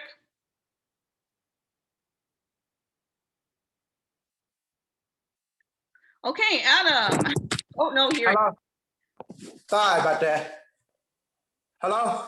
Yeah, can you read this? What's on the screen, please? Yeah, hold on 1 minute. Oh my goodness. Okay, speak up and speak out. Oh, who is this person and what her role? Yeah, so put in the chat, who is this person and what is her role? Right, so let's see, answers are rolling in. Jenny says Tammy, Futures Unlimited says Tammy Duckworth. Mary says Tammy Duckworth. Aaron said Senator Duckworth. Okay, so Tammy Duckworth is our state senate, one of our state senators. So her and Dick Durbin are our federal senators. So Tammy Duckworth is a former combat veteran. She was in the military, and I believe in Iraq. She was in an IED explosion, and she lost both of her legs, and so now she is a disabled veteran. So she is someone who again serves in our Senate, and she advocates for disability policy and all kinds of other things. So one of the things that she's been really active in the last year or two is the Better Care Jobs Act, which I really want to, if you leave with nothing else today, this is a piece of legislation that we all need to know about. The Better Care Jobs Act is really important. It proposes $400 billion of investment into Medicaid, home and community-based services, or HCBS, to expand access to those vital services and create more and better direct care jobs. So HCBS is how people receive, that's the PUNS list, right? So in order for people to access their community and have all of those services, to live independently in the community, to have PAs come to their house, basically to stay out of institutional care and live in the community, that is HCBS Medicaid funding. And so we need more funding so that we can get that list. Remember, 17,000 people on that list. We need to clear that list so that we don't have a waiting list anymore, okay? And so this is a legislation that's gonna help with that. And also it's gonna help with paying staff so that we can, make sure that they're paid fairly, right? And make sure that we have more job opportunities. Okay. And so beyond just funding enhancements to the state, it's going to provide funding to expand access to services for people who are, like I said, on the waiting list, and jobs for workforce. So if you want to click on this link, and Jane is going to put that link in the chat. If you click on it, it will send an email to your legislator to ask them to support the bill. So I really, really, really want to encourage you all to do this. It's a really easy way to connect with your legislators and tell them to activate advocacy for all. Okay. All right, so Lindsay, if you're here, would you, I just skipped you on the last slide. So Lindsay, why don't you take this one? Tara, this is Christine, and I am not seeing Lindsay in our participant list. I'm not sure if she dropped off. Okay, accidentally. Adam, you're up. Okay, All Stations Accessibility Program Act. All Stations Accessibility Program, ASAP, Act of 2021. This legislation aims to help make public transportation systems more accessible to passengers with disabilities. Click here to find your legislators and send an email about this bill. All right, thanks, Adam. So this is another piece of legislation sponsored by Senator Tammy Duckworth. And this is about accessibility in public transit. We know that in Chicago, especially if you're from the Chicago area or you've been to Chicago and you are a wheelchair user, or if you use a scooter or anything like that, most of our public transit stations are not accessible. So you can get on one, but if you have to get off at, say, Wilson, you might not be able to get down. So that's kind of pointless, right? And then a lot of times these stations are just so old and they haven't had a lot of updates made. And so if they do have elevators, they might not even be working that day. So this is something that is really about, equitability and making sure that we can all do the things that we want to do in our community. So Jane should be putting the link to find your legislators and send an email about this bill. Okay. All right, Adam, tell us about the next piece of legislation. SSI Restoration Act of 2021, federal. Raise the monthly disability income to the poverty level, a 30% increase. Change the amount recipients can have saved from $2,000 to $10,000, the first update in over 30 years. update outside income restrictions to $399 a month from work without benefit reduction, remove the marriage ban and promote marriage equality, remove penalties and reductions for receiving help from family and friends. Okay, so this is a really important one. So there's a federal bill around Social Security and there's a state bill, okay? So this is another one that I really want folks to be aware of, the SSI Restoration Act. So I'm gonna ask you, do you have SSI? Who has SSI? Say yes or no. So while folks are sharing if they have SSI, Social Security income, the SSI is a huge part of people's lives. So this helps keep people, this gives them money, right? And so we know that there's challenges to the system. We know that people who receive a lot of these benefits are living in a perpetual state of poverty, right? Because of laws or things that are, kind of go along with SSI rules and regulations. So one of those examples is that currently, if you receive SSI or Medicaid or Medicare, if you receive SSI, you can't have more than $2,000 in your bank to your name, which is not a lot of money, right? And so one of the proposals is to, crank that up a bit to 10 grand, which is really a lot more reasonable for folks. The other big thing is that, there's a marriage ban. So if you are receiving SSI and you want to get married to someone else, you may potentially lose your benefits or have a serious reduction in your benefits, which is horrible. And so this is something that a lot of disabled activists are saying is so totally unfair, and that's not marriage equality. Because if I can't get married without losing my benefits, how is that right?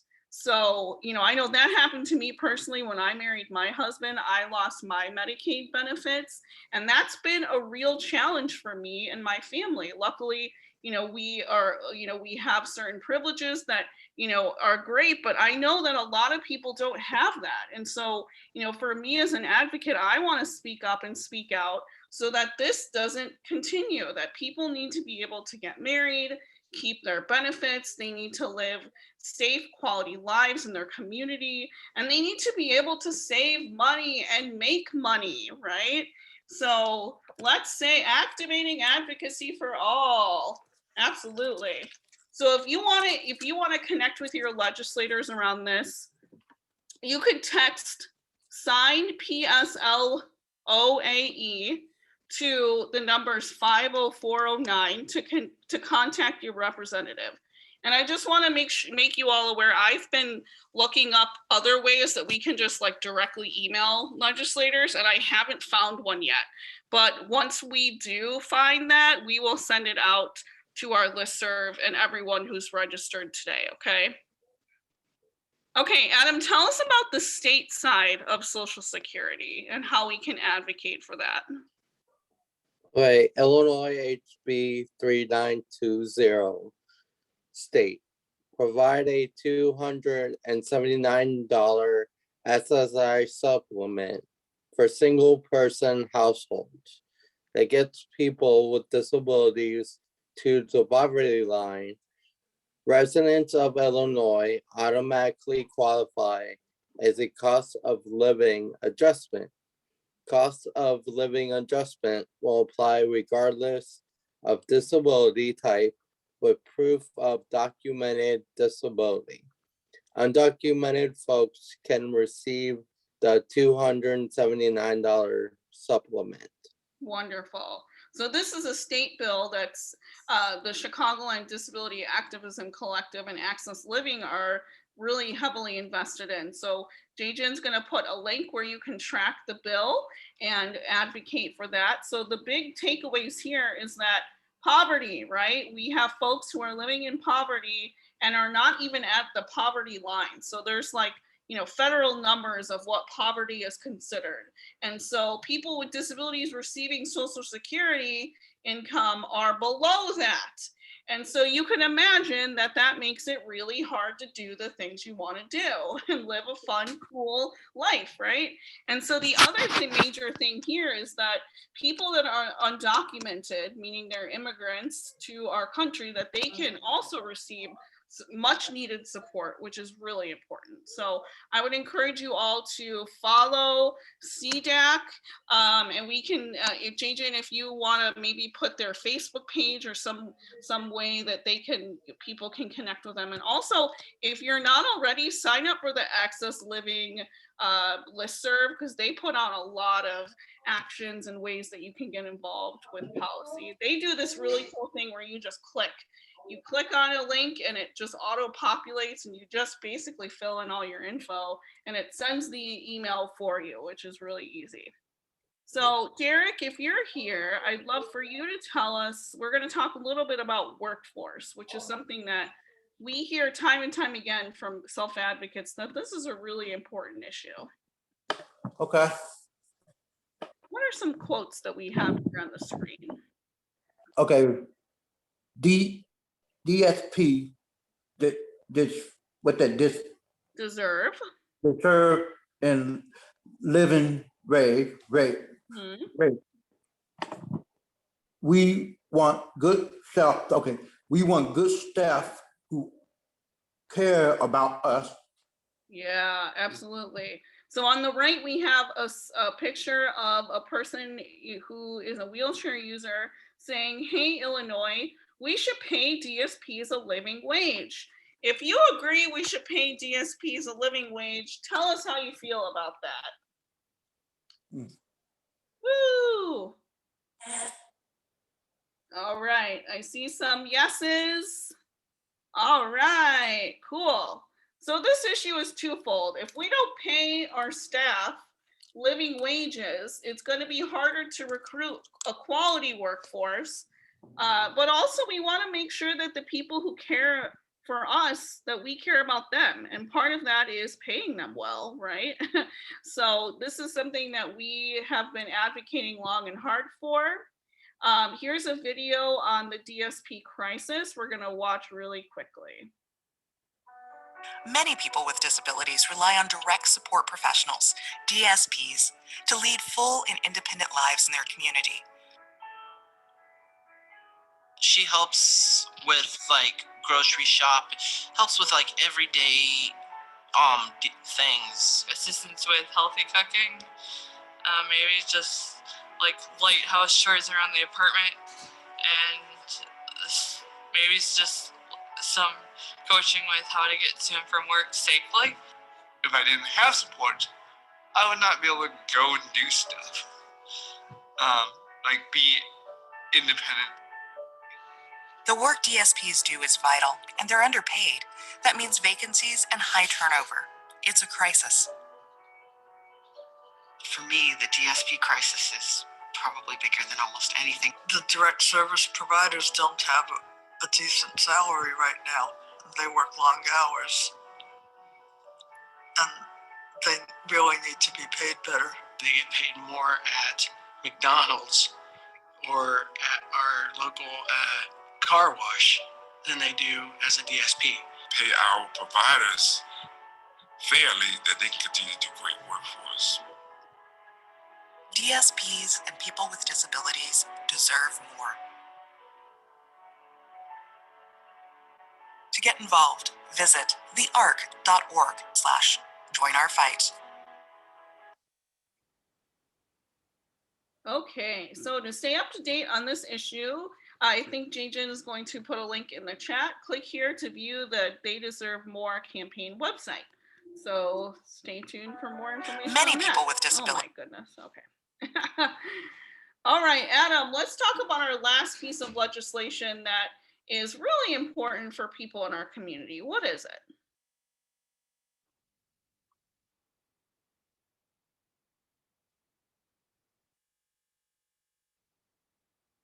Adam, are you there?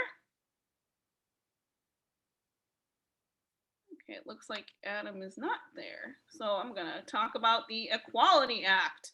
The Equality Act would provide consistent and explicit anti-discrimination protections for people that identify as LGBTQ, which is lesbian, gay, bisexual, transgender, queer, or questioning. And so we also have letters I as intersex and A as an asexual. So people across key areas of life. So we want to make sure that there's no discrimination when it comes to employment, housing, credit, education, public spaces and services, federally funded programs, and jury service. And we know that if you're paying attention, that discrimination is still alive and well for many people in our country. People that are LGBTQIA are no different. And so we want to make sure that we are advocating for these individuals. So click on the link that Jajan is putting in the chat to email members of Congress and ask them to support the Equality Act.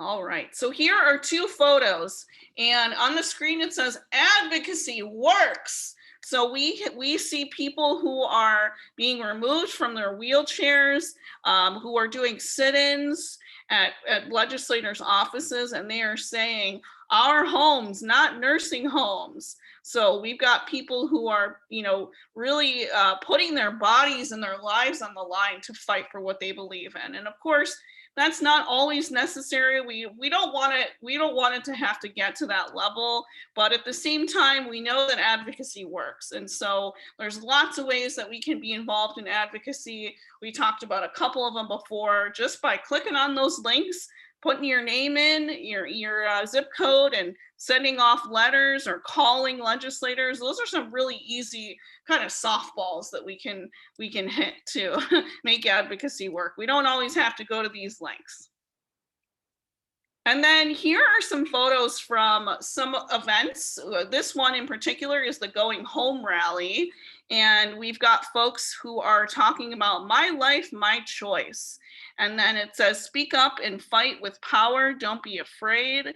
And then we have a picture here of some folks, Michelle and a friend, who are talking about affordable housing and wanting to live in their own houses in the community. So we have people speaking at podiums, doing speeches, connecting with legislators, high-fiving. So this is a really fun event that goes on every year that you can be involved in.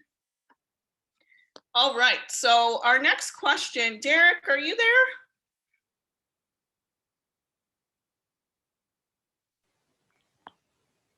Yes, I have just sent Derek a message to unmute, and here he comes. All right. Yeah. Okay, read what's on the screen, if you would. Okay, I have attended the Go Home rally. All right, so if you've attended the Going Home rally, say yes or no. Yes, I did. I attended my first virtual one this year, which was really fun. All right, this is Christine. We have people chiming into the chat box, plus we have people showing their rally cards. I see quite a few yeses. I do see some nos. All right, great. Thank you, everyone. And then here are some photos from the Speak Up and Speak Out Summit. These are from 2019, which is the last time we were able to meet in person. So we've got Derek here on the microphone. Then we've got people waiting in line to share and speak up and speak out on stage. This was from Erin's dance class that she held, which was really cool. There's a picture of Erin. And then we have people just sharing and speaking of what's important to them. So that was that's always a really fun event. So Derek, what's our question that we want to ask folks now? Okay, I have attended the Speak Up and Speak Out summit. All right, if you've attended Speak Up and Speak Out, let us know with your cards. Yes, I have. All right, this is Christine, and I'm seeing in the chat box people have attended. I'm also seeing through cards. Lots of people have. We've got a couple people that haven't, but Speak Up and Speak Out is coming this November. Yeah, it's gonna be really fun. Okay, so let's review what we did today. Wow, that was a lot. I hope you guys are all feeling good and empowered. We talked about legislative advocacy. So we reviewed some systems and how they affect us. And then we talked about how to connect with and find our legislators and be active in the political process. So, you know, really knowing how a bill becomes a law, how to file a witness slip. And we talked about lots of important pieces of disability legislation that have impacted all of our lives today. And then lastly, we reviewed some legislative priorities that are currently kind of, you know, circling around that we may want to get involved in. So I hope that after today you feel more empowered and more aware of what's out there, and, you know, feel really called to be involved in these legislative actions. So thank you all so much. We're going to talk about the card here. So we want you to pull out your cards, and we want you to answer that question in the third column here. So under Wednesday, July 21st, legislative advocacy, it says, my vote counts. My legislative advocacy goals are. So if you could write down or type in the chat, what are your goals for legislative advocacy? Are you going to connect with legislators or learn about more pieces of legislation? What are you going to do? What are your goals? All right, and this is Christine. Tara, if you could go to the next slide, people can see that a little bit bigger. Oh, thank you. So Christine. that's okay. My vote counts. My legislative advocacy goals are. Now, this is something that Jenny shared, and I think this is awesome. I think we need to do a better job of including all of us. Some people with disabilities feel like they are left out because of their disability. And so when we widen the welcome, we can include more people. Curtis says his goal is to pass SSI, which stands for Supplemental Security Income Bill, to lift people out of poverty. Yes, and thank you for that clarification. I think I was saying Social Security income. So it's supplemental security income. Thank you, Christine. Yes, and Mary says, my legislative goal is to see the legislature. So yeah, they can be found in Springfield when they're in session. And Mary wants to work on getting the laws around SSI, or Supplemental Security Income, and jobs. From Garden Center Services, they want to learn more about legislation. Well, I hope that what you learned today gives you a start on learning more about legislation.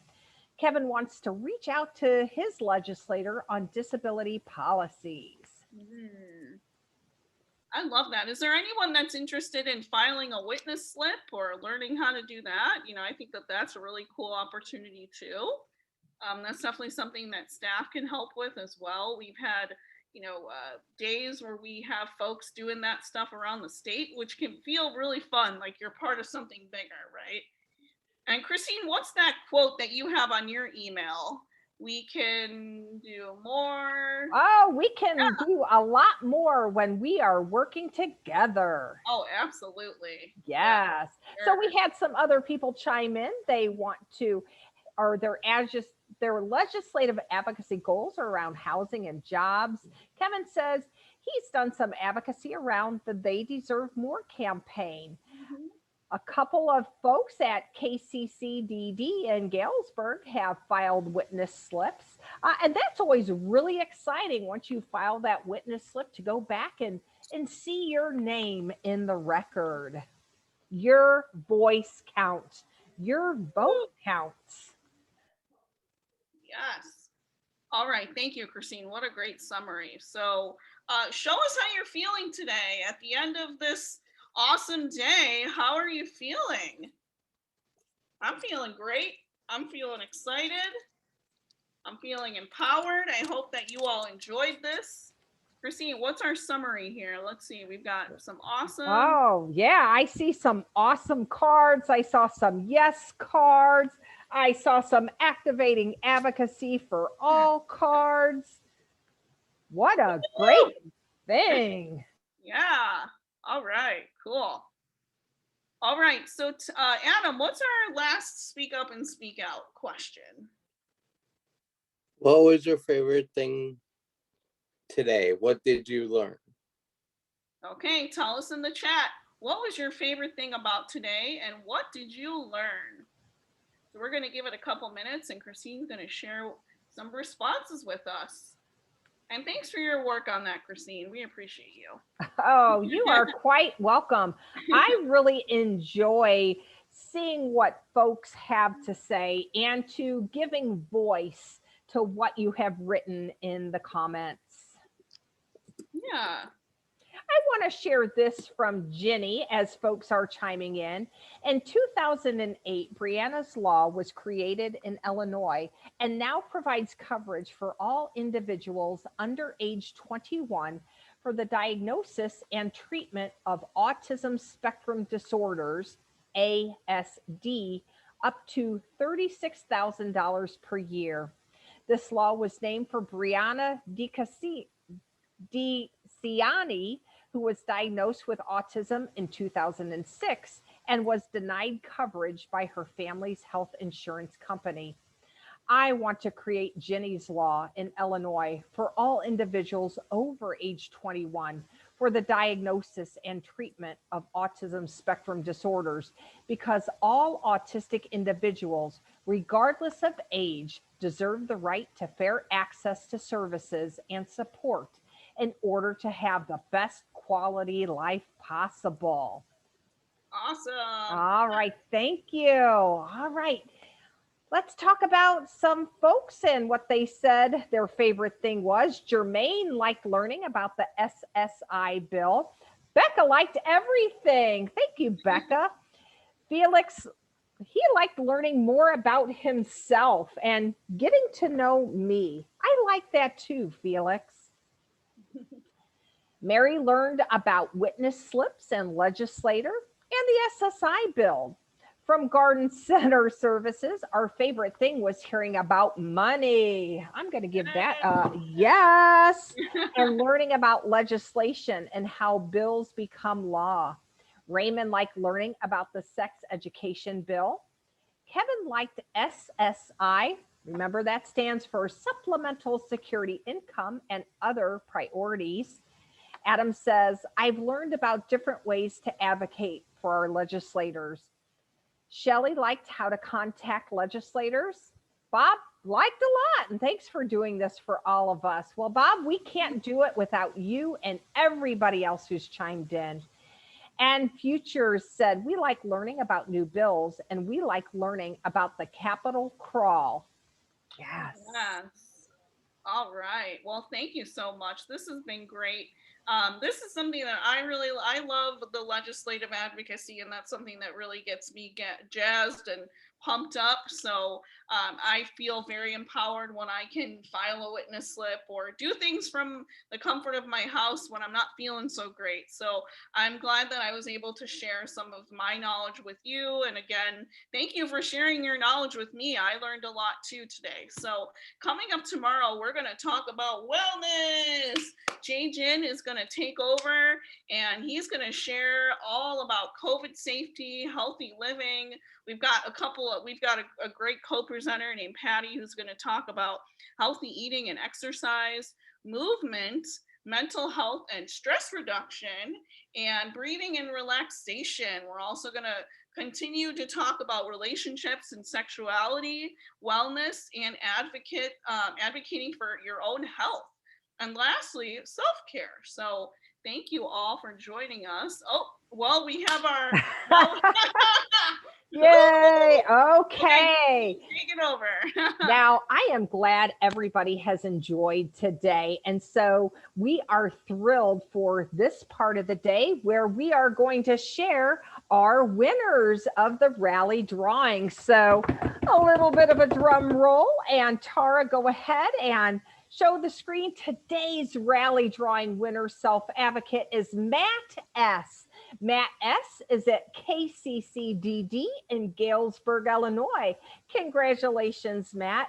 Your name was drawn using random.org. Noelle Ann King from the Alliance will be contacting you to find out your choice of your winning gift certificate. And so the next slide is for our staff and professional winner for today. So Tara, who is it? All right, Jen Klaus from Trinity Services in New Lenox, Illinois. You are today's staff professional rally drawing winner. Congratulations. Your name was picked using random.org, and you will be contacted by Noelle Ann King to find out which gift card you choose. So congratulations to today's winner. And as always, thank you for your time today, for your energy, your experience, your expertise, your willingness to activate advocacy for all. So if you'd like to connect with Tara Ahern, the project director of the Illinois Self-Advocacy Alliance, you can email her at tara.advocacy@gmail.com. You can email the Alliance using info@selfadvocacyalliance.org. If you were with us on Monday, we took a tour of our fabulous website. So go ahead and visit us there. And if you're on Facebook, please find us and like us. And thank you so much for taking time out of your day to spend it with all of us. We hope that you renewed your interest in legislative advocacy and learned more about legislative advocacy. We look forward to you being with us tomorrow for day 4 of our Alliance rally, where we learn all about wellness. Thanks, everyone. Bye-bye. Bye, everyone.